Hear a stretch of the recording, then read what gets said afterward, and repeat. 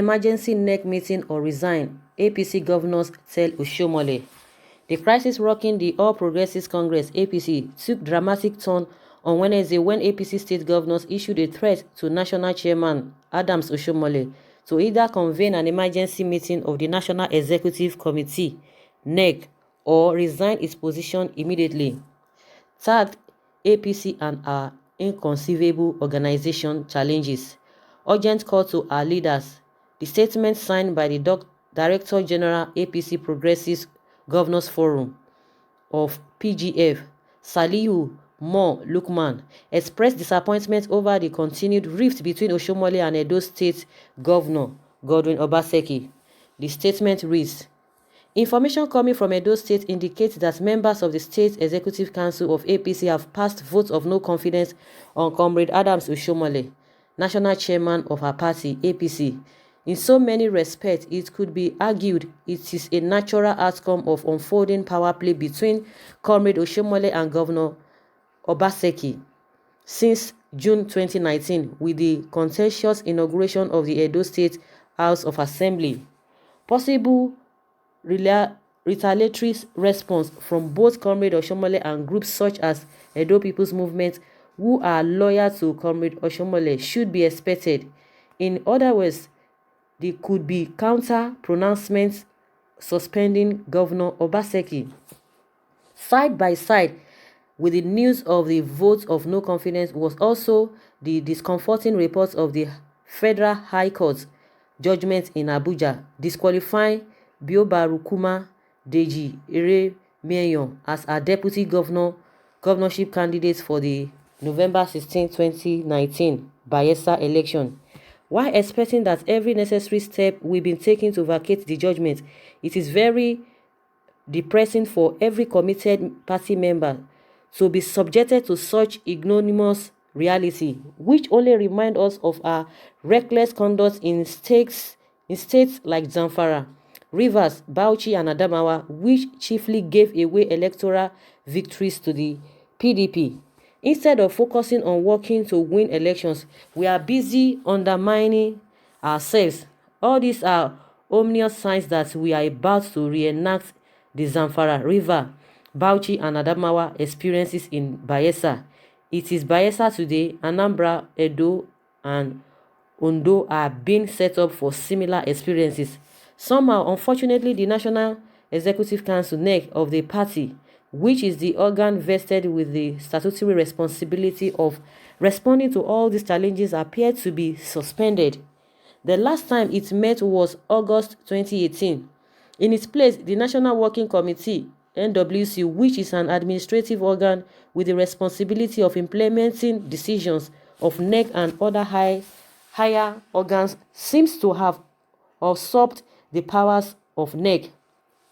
Sadly, even the NWC as at today is a shadow of itself, as it has lost many members either on account of appointments into government or controversial suspension. For instance, Otunbani Adebayo, Deputy National Chairman, South, is today a Minister of the Federal Republic.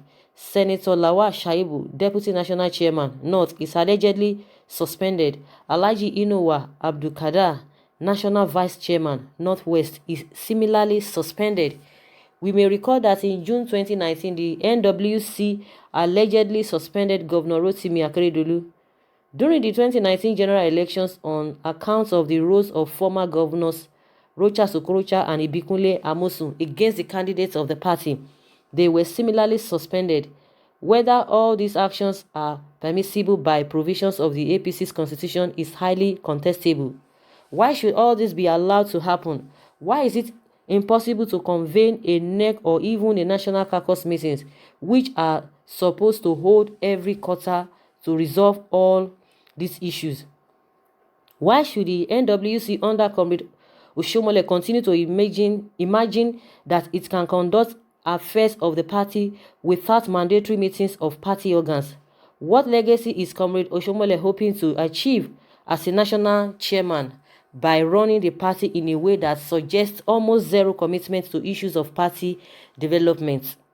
It is very painful for many of us who have had the privilege of being mentored by Comrade Oshiomole to see him being devalued to a local factional leader from a very high pedestal of an illustrious national leader.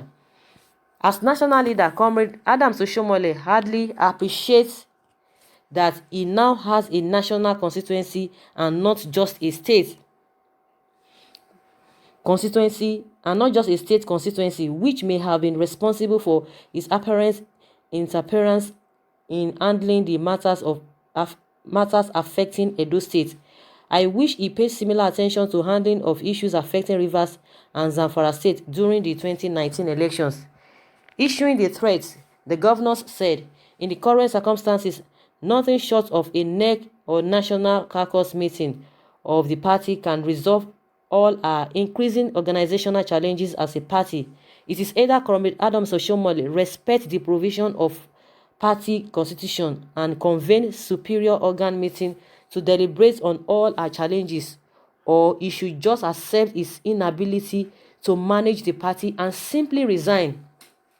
Our national leaders must rise to the challenge facing us as a party and take all necessary measures to convene superior organ meetings to begin to resolve all our challenges as a party.